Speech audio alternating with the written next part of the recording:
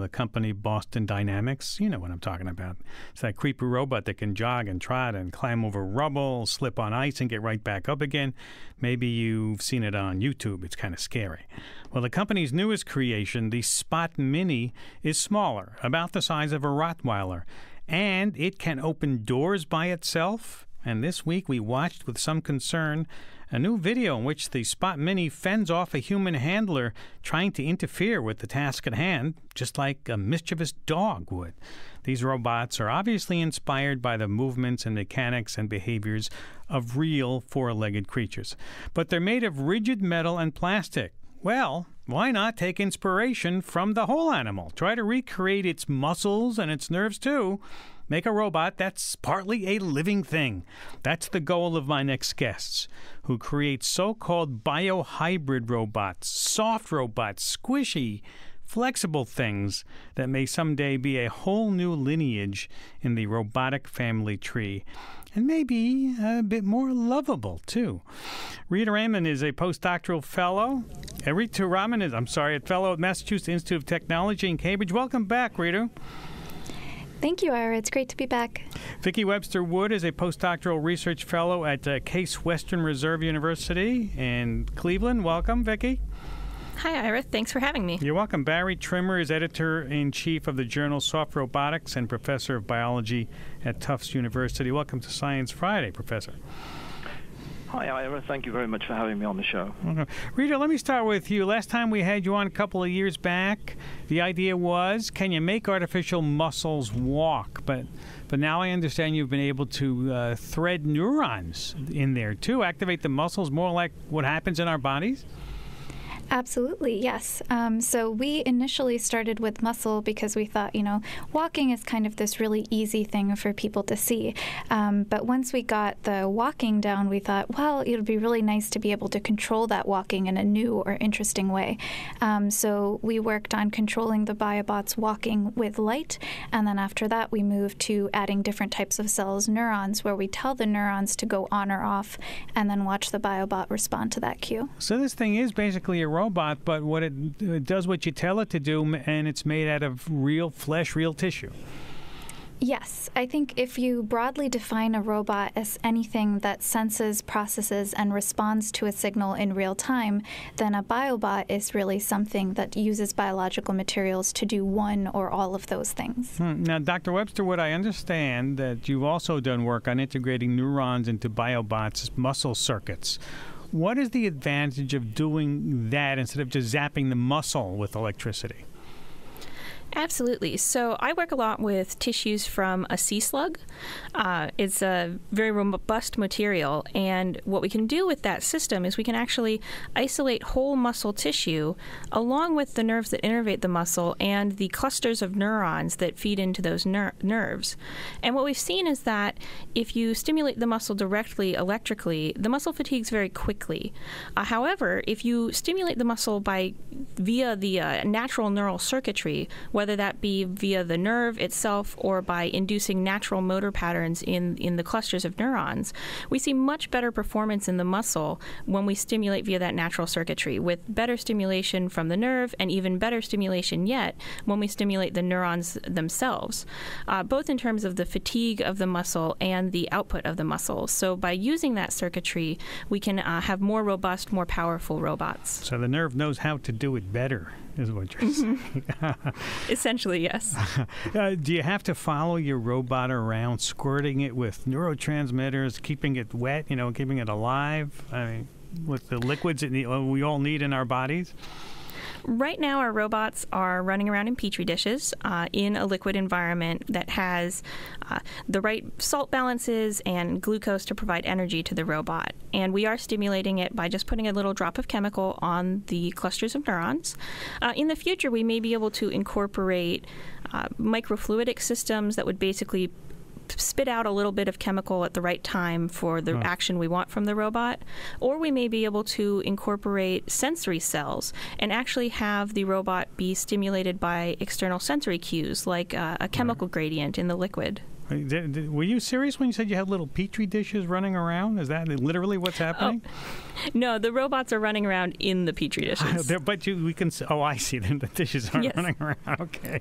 No, it's like having a little aquarium for your robot. Oh yeah, that's what I was wondering. How you keep them all, bathed in what they need. Dr. Trimmer, what's the problem with regular hard-bodied robots? What advantage does real flesh or soft bodies give them over, the kind of robots we're used to? Well, I don't want to be sounding critical of our current robots. I actually think that they're truly remarkable, and the things that you mentioned earlier on about the Boston Dynamics robots, it's a tour de force. I mean, it truly is amazing what they've been able to do. But there are many, many tasks and things that we would like to have help with that traditional hard robots aren't particularly good at doing. If you imagine having robots in the home or the office or the hospital, you'd like them to be pretty safe. And you don't want them just control safe. In other words, you don't want them to be safe as long as they're controlled, but not safe when they're uncontrolled. And current hard robots are control safe. In other words, we only want to put people around them as long as they're in control. I think by trying to incorporate soft materials and biomaterials into robots, we can create machines that actually will be completely safe, intrinsically safe. So even if the control systems fail, they're not going to do very much harm. So that's one aspect. I think the other one that we need to touch on is that soft materials and biomaterials let the robots operate in lots of ways that our traditional robots can't. We can get them to change shape and size. We can get them to wiggle through a pile of debris that might have fallen during an emergency situation and find people. We can have them work in the delicate canopy of a forest or in a field. And those sorts of things are much, much easier to imagine with a robot that's more like a biological specimen that actually isn't going to damage the world around it. Interesting. 844-724-8255 is our number. 844-724-8255. You can also send us a tweet at SciFri. Rita, is skeletal muscle also a strong building tool, more power, more force for its size than any other types of things you could build with? Absolutely. So I'm actually a mechanical engineer by training, and when we think about the synthetic actuators that we have available to us and then compare it with what nature has evolved to do all of its force production and locomotion, which is skeletal muscle, I mean, it's just phenomenal how much power it can generate from such a small size and how efficiently muscle can do it. So when we're thinking about designing the next generation of robots and systems, sure, we could go in and look at synthetic actuators, but if we have something that we know works better, we should absolutely go for that, right? Yeah. Dr. Webster Wood, I've been studying cells for many years, and I remember the first time I studied cardiac cells, I discovered that if you take a cardiac cell and you put it in a petri dish, it'll start to beat on its own. And then it'll, can you use that kind of action to create a mechanical device or a bio hybrid robot? That sort of trait of a muscle, or a sort of trait of what the living flesh is? Absolutely. And there's some very interesting examples of these biohybrid robots that use cardiac muscle as the actuator. Like you said, when you think about cardiac muscle, you think about a heart beating spontaneously, and we do see that with the cells in the dish. One example recently that actually I think is a good example of combining bio-inspiration and biohybrid robots is actually a group under the direction of Dr. Kevin Kit Parker developed a jellyfish-inspired biohybrid robot where they actually studied the structure of the musculature in the jellyfish and reproduced that on a synthetic device by micro-contact printing proteins that heart cells would like to attach to. And then when the heart cells attach, they spread out and follow these proteins. And so you can basically design a actuator that will self-assemble so that all the heart muscles are pulling together in one direction. And in this way, they were actually able to capture a lot of the locomotion similarities that they saw in the real jellyfish. Mm-hmm. And can you actually make them small enough, that they could go to work inside the body to do something useful? Potentially. I think one of the great applications that a number of researchers in the field are talking about is creating very small-scale biohybrid robots or even completely organic robots, which we like to call organobots, that you could make out of, say, biological polymers that are naturally occurring in the body. And then you could deploy the robot into either the digestive system or the vascular system and have it provide targeted drug delivery or potentially even deploy and provide mechanical or chemical cues to an area to, say, strengthen a vessel wall. I have a tweet in from Mike in Ohio who asks, if these robots are biological, can they get sick? I could maybe comment a little bit on that. One thing that we really like to talk about when we're thinking about biological materials, we're talking about, soft materials, that's great. But the really interesting thing about building with biological materials is that they're constantly sensing and adapting to their environments, right? So that could be both negative cues like getting sick, or as I've studied, how we damage biobots and see them get hurt. But the great thing about the fact that they're biological is that then they can sense that damage or that sickness and respond to it in a positive way. So yes, they can get sick, but we also hope that they can get better. So if you put biorobots into the water system and it detects pollution and starts getting sick from some sort of biohazard, it could say, hey, there's something in here, be alerted. Exactly. Yeah. And Ira, if I might add to that as well, of course, this idea of using biopolymers and living cells to make robots is what we might call green technology. These robots don't cost a lot to make. We're growing them instead of, big factories with high temperature and lots of energy expenditure. And, one of the wonderful things would be to recycle them. All these materials would be biodegradable, and you rebuild your robot from the generation that has just given up the ghost. All right, hold that thought, because we're not giving up the ghost on this topic. We're going to take a break, and when we come right back, we'll talk more about biorobots after the break. Stay with us. This is Science Friday. I'm Ira Flato. We're talking about biohybrid robots made of real muscles and nerves and attached to mechanical stuff with my guests Rita Raymond of MIT, Vicki Webster Wood of Case Western Reserve, and Barry Trimmer of Tufts. Our number 844-724-8255. I have some interesting calls. Let's go to the phones. Let's go to Becky in Norman, Oklahoma. Hi, Becky. Hi. Thanks for taking my call. Go for it. I have a question about the ethics of using the live tissue, and is this a respectful use of that living tissue, and how is it treated in that way? And because I understand that it's put in a pile to decompose afterwards. Could you explain how that's handled? Okay, thanks for the call. Yeah. If I might try and have a stab at that one, Ira. I completely understand that using living cells of any sort brings a lot of ethical considerations, and we really have to think about it carefully. A lot of our biomedical needs are going to be driven by using vertebrate cells because they're more likely to be more compatible with medical issues. But that doesn't necessarily constrain us when we're trying to build other types of robots.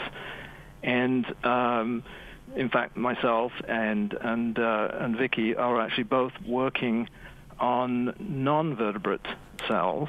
In our case, we take cells out of insects and grow them. And I think that as long as we're not trying to actually build and grow a brain as such, we can have a nervous system of some sort, but if we're not trying to actually grow a brain or a reproductive system, we're not trying to grow animals. We're trying to build an engineered device that is made of living cells.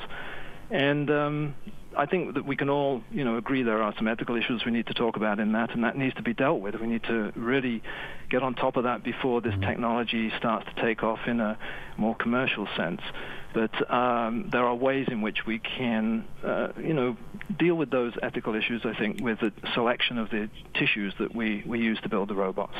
Rito, you have any, Rito or Vicky, any comment? Well, yeah, I'd like to just add to that a little bit. With the work we're doing with invertebrates, it's very possible that as we move this technology forward, we may be able to essentially farm the cells. In the real aquatic environment, the sea slugs produce these egg chains, and we may be able to actually get cells from the egg chains rather than needing to work with adult animals. And then also looking at the applications we're looking at, when we're working with these types of biohybrid robots, and they're completely biocompatible, they're completely organic even, if we deploy them into a sensitive ecosystem and the robots are able to perform monitoring tasks in that environment, we'll be able to more conscientiously monitor and look after these sensitive environments. And then if the robot breaks down, it's not leaching heavy metals out into the water. If a fish eats it, it's not going to hurt the fish. And so I think there's a balance there in our stewardship of the environment with these robots. So, speaking of which, if the robot gets injured, let's say a fish grabs it and it just gets away, is it able to heal itself while it's still in the wild? Rito? Absolutely. So I would say right now where the technology is we've made these skeletal muscle powered biobots. So they have a flexible skeleton and they have this skeletal muscle that goes around them. And every time the muscle contracts, the skeleton moves and the robot walks. So we went in and we cut the muscle with a little pair of scissors, and then the biobot was hurt and it couldn't walk anymore. And now if that were a traditional robotic device made of synthetic materials, that would be kind of the end of the road, right? You just have to scrap that robot and start over. But we thought, okay, what if I could just go in and put some sort of glue, and that glue, we really kind of optimized the concentration and composition of that. We said, okay, maybe it needs a few cells, maybe it needs some proteins and growth factors. We took inspiration from how muscle heals inside the body, and we tried to recreate that on the bot. And what we saw is that because of these biological materials and cues, the biobot would heal and within 2 days start walking again, producing the same kinds of forces and walking at the same speeds as before. So I wouldn't really call that self-healing quite yet. I think it's healing. But if, at a later date we start thinking about, can we incorporate a vascular network or some place where the biobot can kind of store this healing glue in case it gets hurt and then release it once it's hurt, then you could call that sort of behavior closer to self-healing. I guess you had an experiment to come up with this poultice, so to speak, to help. Yeah, it was a long process, but it was an experiment, but also it was kind of easy because nature had already figured out how to do the healing. I just had to understand it and try to recreate it in the lab. With lots of tweets coming in, lots of phone calls. Let me go to this interesting tweet that I was thinking about this a while back from Sean, who says, could biobots be used to replace damaged muscles and nerves in the human body? Absolutely. I mean, I think that's something that we're trying to do right now, where there's an established field of tissue engineering where you think about creating new tissues or organs and replacing diseased or damaged tissue or organs in the body. And biobots have kind of been evolving in parallel, but a lot of the lessons that we've been learning about how to make muscle or how to make neurons could be applied back in medicine as well. Mm-hmm. Can you give me a specific where that might show up first, for example? So one example could be, any sort of disease where you have some sort of muscle degeneration, or perhaps like a volumetric muscle loss injury, something where it's so much of the muscle that the body can't heal itself. Could we then go in and put some of our tissue-engineered muscle in place and see a person be able to recover function of that limb? Does somebody want to jump in there? I mean, I'd just like to add on that, too, that the robots really provide us with a interesting laboratory test platform to develop all of these techniques to then apply to actual clinical applications, right? Oftentimes you hear about these lab-on-a-chip type systems, and that's where usually people are growing tissues in like a single layer on a chip. But if we want to develop techniques for as Rita said, replacing, say, volumetric muscle loss injuries, then we really want to be testing those techniques in a system where we've got a bulk tissue that's actually performing a task like it would in the body. Yeah, well, could you actually make prosthetics out of these? You know? I like to think so. Yeah, one of my long-term goals is definitely to pursue this idea of biohybrid prosthetics, where in the short term that may be, replacing a chunk of muscle in a volumetric muscle loss injury, but in the long term we may be actually able to consider building large-scale functional tissues into kind of the more traditional prosthetic shells that people are familiar with, in order to give patients back a better organic feel to their use of their limbs. Mm-hmm. I have a call from Andre in Pittsburgh. Hi, welcome to Science Friday. Hi, Ira. Thank you. Love the show. Thanks for making science so fun and interesting every Friday. You're welcome. I have a question. So I run a facility in Pittsburgh that does hands-on biotech experimentation with kids and youth. And, this sounds like this would be a really awesome experiment to implement in the lab. So I'm calling to find out how feasible do you think it would be to do a small-scale experiment like this to sort of illustrate this to youth around the city and to get them really excited about these micro biobots? Is there a do-it-yourself home kit yet to make? I actually would love to comment on this. Yes, go ahead. So that was my idea a couple years ago when I was on the show, and we got a lot of feedback. There was a lot of people saying, I want to build my own biobot. So I started thinking about how to make a kit to do that, and I actually started my own undergraduate class at the University of Illinois, where I was at the time, and that's currently in its 4th year, where bioengineering undergraduates who are used to working with cells start to learn how to design and build and test their own biobots. So now that we have that in place, I think it would be great to think about bringing it to an even younger audience where maybe, you're not designing and building everything from scratch, but we give you a biobot, we ship it out to you, and maybe you can assemble a couple parts together and you can see kind of how it moves or walks around. Really, the only requirements there would be that you have a warm environment and a petri dish with that sort of sugar water that the biobots need to walk. Yeah. So that would be great. That brings me to my. You actually touched on my next question, and that is, and let me send this to Barry. Are the biobots also an opportunity to think about different methods of fueling our machines? We run on sugar and fat, but these robots, could they metabolize food for their energy instead of burning oil or having lithium-ion batteries? I think, Ira, that's really one of the huge advantages of trying to use a biologically based actuator instead of, the traditional engineered motors.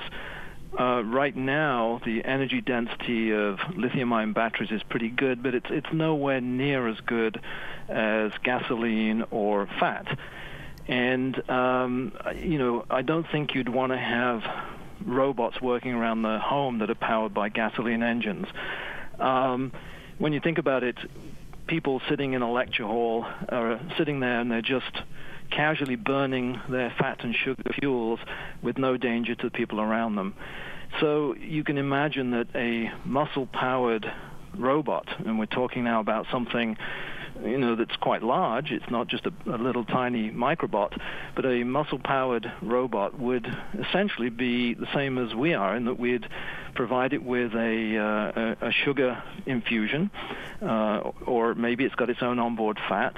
And if we design the system well, it simply uses that as its fuel source. And that means that it can operate for days and days and days without being refueled. And, of course, that isn't possible with most current untethered robots. They really run through their batteries pretty quickly. So I think, yes, it's a great vision. It also gets us away from, as Vicky and Rita already said, that it gets us away from a lot of the toxicity and dangers of some of our current technology. And if you have a robot that has a certain percentage, a large percentage of it made out of flesh, muscle, whatever, doesn't it also do two things? Doesn't it first humanize a robot and make it be less threatening to people who figure, well, if it's, these giant metallic robots go out of control, I can't do anything, but this one seems kind of vulnerable if I know where to hit it with a stick, Well, I think it's absolutely true that one of the advantages, perhaps, of a soft robotic technology using biological materials is that we will have a different relationship with the robots. There are lots and lots of interesting social questions about that, about how that would be implemented. But as I mentioned earlier, my goal, even though ironically I'm a neurobiologist by training, and you'd think I'd be in favor of growing brains, I don't think that we need to put brains into these robots. I think they will have biological components, they will have muscle, but I think we'd be best advised to be controlling them with microcontrollers and computer chips. Certainly in the near future, that's the way it's going to be. So they would be humanized, but not human. This is Science Friday from PRI, Public Radio International. Talking with three real humans on the line. Rita Ryman of MIT, Vicki Webster Wood of Case Western, and Barry Trimmer of Tufts. Where do you see this, Rita? Where do you see, in the macro world, how this is all going to play out? So I think kind of touching on this point of humanization, I want to emphasize again, I think our goal is not really to create any sort of living machine or robot, right? The real goal is to say, for thousands of years, we've been building with these materials like metal and wood, and they aren't sensing or adapting to their environment in any way. So when we have a dynamic problem, we don't have these dynamic solutions. We have these very static solutions that we then have to go in and change every few minutes or hours or weeks. And so what I think, and what I hope other people in the field think, is how can we just expand the set of materials or the tools that engineers have to work with so that they also include these responsive biological materials? So when you're building a machine to address a problem, not only do you have access to wood and metal and ceramics, but you also have access to these kinds of biological materials. So that's kind of how I think I would love to see people using these sorts of just an additional thing that they have in their toolkit. So if they're thinking about building a robot, okay, maybe I need an actuator. I was going to use this synthetic actuator, but instead I'm going to use this muscle instead. Yeah, because nature has figured that out already, right? Exactly. It's come up with a really good device for you. Why not use it? That's very true, and not only that, it self-assembles. It starts off with a cell and a bunch of chemicals, and it constructs the entire piece of tissue with all of its incredible complexity without us having to intervene. And I think the idea of growing robots without actually fabricating them is a very, very attractive one. That's an interesting way that you put it, growing them. How large, theoretically, could you grow the muscle, the tissue, whatever you need in the robot? And, what are the limits, practically speaking, Barry, on this? I think that we're still at very early stages right now, which is why we're all working with relatively small amounts of tissue. There are challenges, particularly with using vertebrate tissue, where we need to have a vasculature. We need to control the environment of the cells quite carefully. Little less of a problem with that when we're using insect tissues, because they're used to living in an open circulatory system, and so they tend to be much tougher. So some of the limits on how big they get depends on how well we can construct those scaffolds on which the muscle needs to grow and then survive. In my opinion, if we learn enough about how the size and shape and the nature of a tissue is actually developed in the living animal in the first place, then we should be able to engineer it. So when you think about it, we have muscles in insects as small as, less than a millimeter, and we have muscles in whales as big as cars. Wow. And, so tissue knows how to do it. We don't know how to do it yet, but the limit is that we don't know how to do it, and we're trying to find that out. Okay, no better way to end this discussion on that note. Barry Trimmer is editor-in-chief of the journal Soft Robotics, professor of biology at Tufts in Massachusetts. Vicki Webster Wood, postdoctoral research fellow at Case Western Reserve in Ohio and Cleveland. And Rita Ryman is postdoctoral fellow at MIT in Cambridge, Massachusetts. Thank you all for joining us this hour. Thank you for having us. Thank you. And we have photos and videos of the bots that they were talking about on our site at sciencefriday.com/biobot.